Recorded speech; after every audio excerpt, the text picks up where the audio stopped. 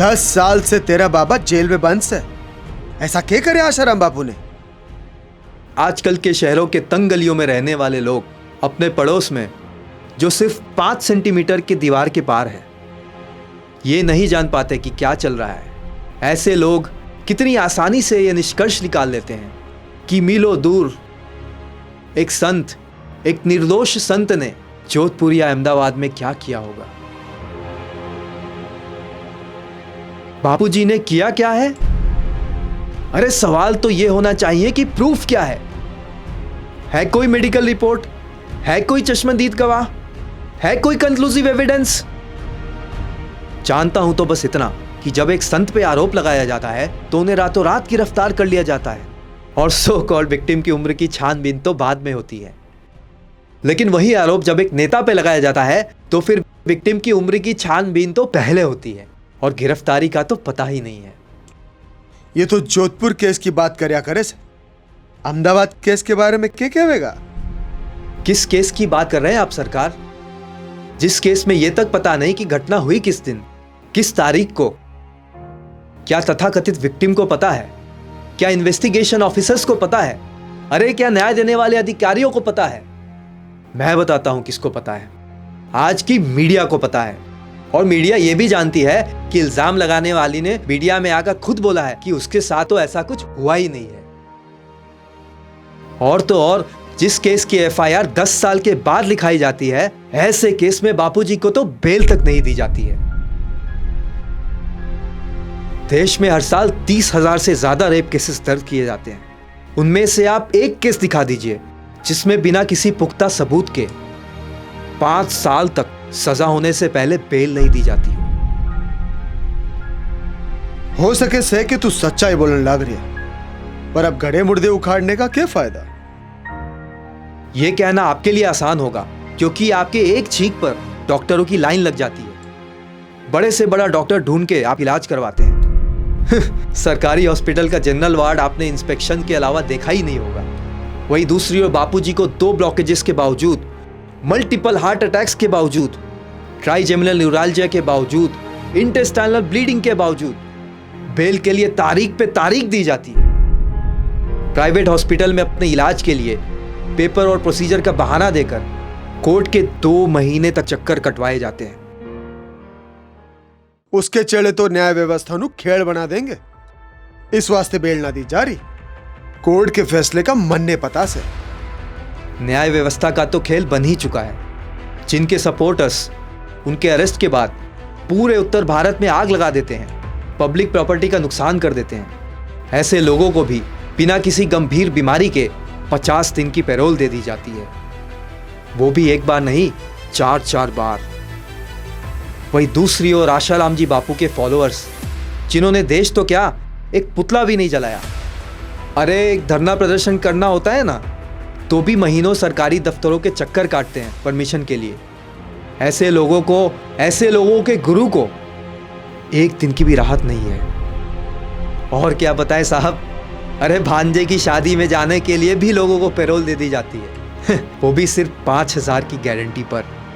और यहाँ व्यासपीठ पर बैठने वाले महापुरुष को व्हील चेयर पर बिठा दिया जाता है। अरे ये सब देख के तो सवाल ये उठता है कि क्या कानून अंधा है कि हम अंधे हैं?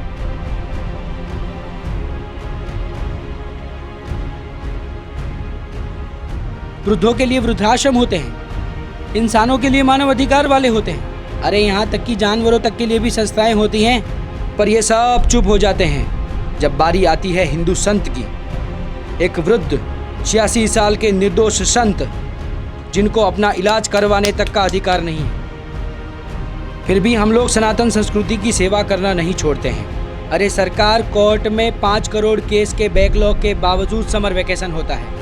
सरकारी ऑफिसेज में शनिवार और रविवार की छुट्टी होती है, पर हमारी कभी छुट्टी नहीं होती। क्योंकि हमारे गुरुदेव जेल में होने के बावजूद भी किसी भी छुट्टी की परवाह किए बगैर सनातन संस्कृति की सेवा कर रहे हैं। और हम भी करेंगे, और तब तक करते रहेंगे जब तक हमारी सांसें बंद नहीं हो जाती। बावड़ा हो गया से, इससे कोई फायदा नहीं होना। फायदा तो ऐसा काम करके भी नहीं है जिससे दूसरों का नुकसान हो। 4 करोड़ साधक हैं देश में, इसका 1% भी 1% भी अगर सड़कों पे उतर आए ना तो क्या हो सकता है आप अच्छे से जानते हैं। पर हम ऐसा नहीं करते हैं क्योंकि हमारे बापूजी ने हमें अन्याय से लड़ना सिखाया है, लोगों से नहीं। और आपको ऐसा क्यों लगता है कि हम लड़ नहीं रहे हैं? हमारी लड़ाई तो चालू है। हमें ये कहने की जरूरत नहीं कि हम अगर आप हिंदू होकर हिंदुत्व की बात करते हुए आशाराम जी बापू के लिए आवाज नहीं उठाते हैं तो आपकी हिंदू होने की कीमत इस 1.5 मीटर के रंगे हुए कपड़े की कीमत से ज्यादा की नहीं है। बस बहुत हो गई तुम लोग की बकवास।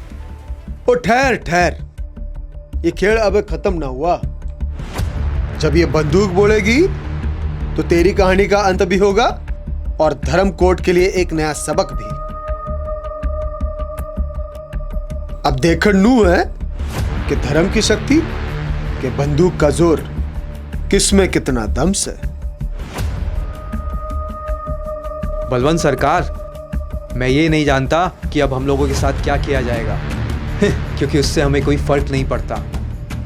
फर्क तो समाज को पड़ता है जब धर्म की रक्षा करने वाले संतों को ही समाज का अपराधी बनाकर लोगों के सामने रख दिया जाए, उनके ऊपर झूठी किताबें लिखी जाएं, उनके ऊपर अपमानजनक फिल्में बनाई जाएं और जनता थिएटर में तालियां बजाकर निकल आए, क्योंकि उसके बाद धर्म, धर्मशास्त्र और मानवता लंदन के किसी म्यूजियम की अमानत बनकर रह जाएगी और उसको वापस लाने के लिए एक तो क्या 1 लाख बंदे भी काफी नहीं होंगे।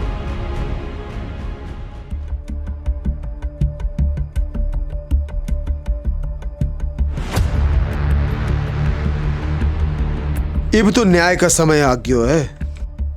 मैं यहाँ एक खेल खेलू छू। ये 2 रुमाल से, एक धौला तो एक सावड़ा। जो ये धौला रुमाल जमीन पर पहले नीचे गिर गया तो तुम लोग बच जाओगे, नहीं तो ये गोली तुम्हारी खोपड़ी चीर के निकल जाएगी।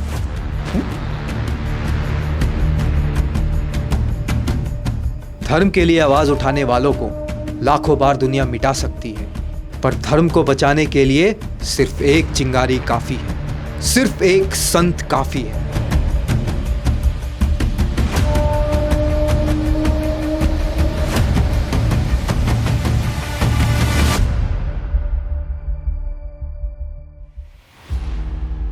हैप्पी एंडिंग तो सभी चाहते हैं, पर इस कहानी का अंत हैप्पी होगा या नहीं ये हम नहीं जानते, क्योंकि ये कहानी का अंत भी हुआ नहीं है और इसका अंत लिखना आपके हाथों में है।